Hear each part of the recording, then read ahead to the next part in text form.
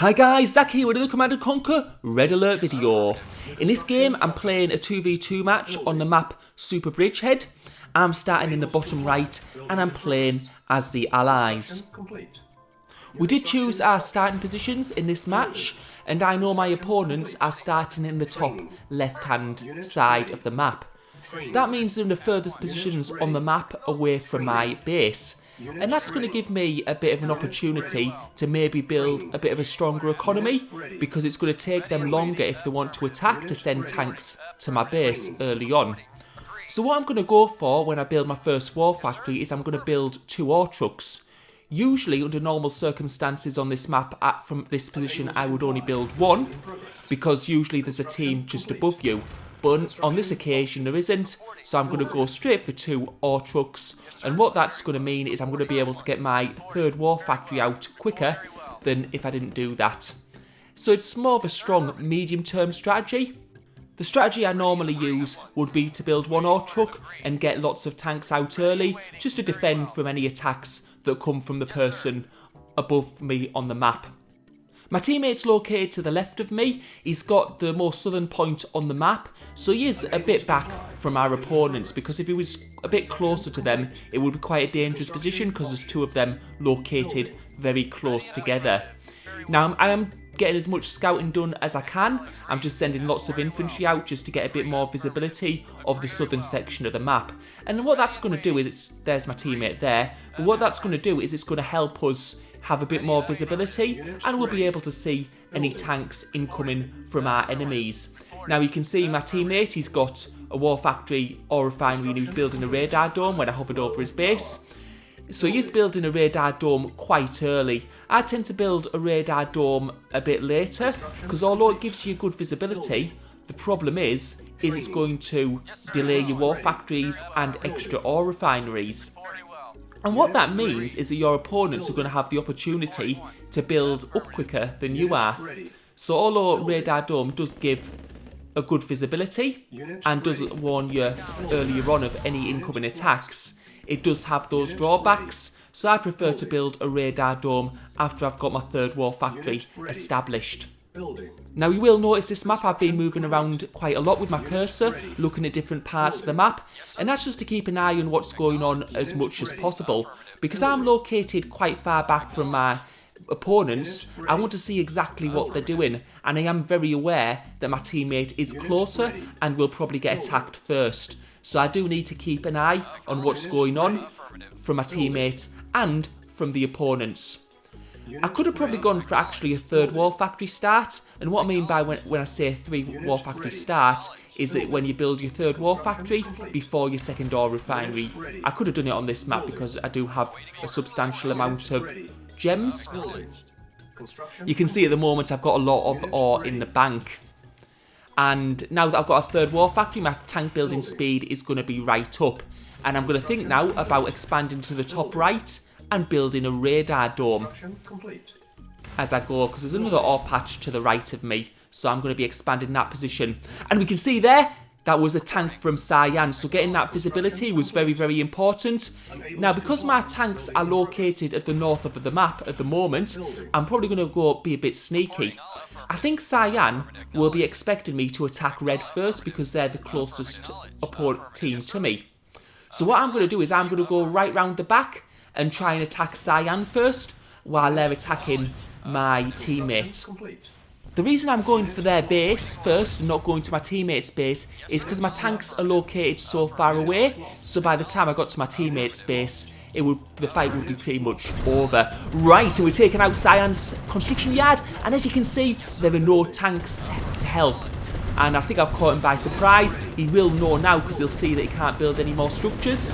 And there you can see his tanks at his base are coming in now, but it's a little bit late, and we're going to see how much destruction we can do. And we're going to go for that war factory, and I think we're going to get that war factory as well. He sold it, and now we'll go for the ore refinery. And this may well be the last ore refinery for Cyan, and if he loses his ore refinery, that means it's going to be pretty much game over when he loses the rest of his tanks, because he's not going to be able to rebuild them, because he's going to run out of ore. And now you can see I'm getting the radar dome down, so I have map visibility. Now I think Cyan may have made a big mistake in the last battle, because what I noticed is he did sell his war factory very early on. And what would have happened if he'd maybe not sold his war factory as early and waited till it was just about to go? My tanks would have had to destroy it a lot more. And while my tanks were destroying the war factory, his tanks would be destroying my tanks. And I would have fewer tanks to try and destroy his remaining ore refinery. And there's a slim chance, I think, that I might have not been able to destroy that ore refinery if I had a fewer tanks. So I don't know. I might have still had enough tanks to destroy it, but I think there is a possibility that I may have not been able to destroy it.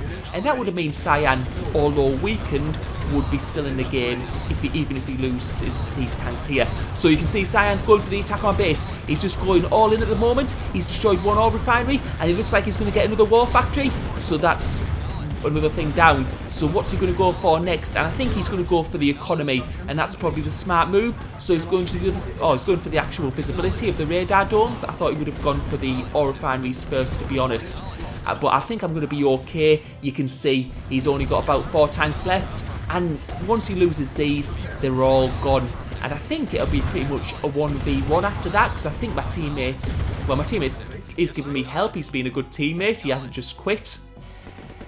And it looks like we've managed to clear that up. And yet again, my teammate's helping me because he's got eyes on the map for me. And that's a real help because I don't have a radar dome. So I wasn't able to see that coming. So that was good work for my teammate. It's helped me respond a little bit quicker. And he's also got some tanks there helping me quite a bit. Right, so this looks like quite a small force. Now, what surprised me was how few tanks Red took to the first fight. Because when Cyan attacked me, I would have thought that Red would take his whole base to attack me from the right hand side. So I do think he did leave some of his tanks behind. And what he should have done probably is go all in, because that counter was a key time where he could have destroyed my base. So we can see these 3 tanks doing a little bit of damage, but I don't think they're going to be able to destroy any buildings, and it looks like I'm going to be quite secure. Now this is quite good because Red are taking small forces and attacking me, and they're going for buildings quite a bit and not going for tanks that much. And this means that over time my tank force is going to be growing bigger and bigger and bigger.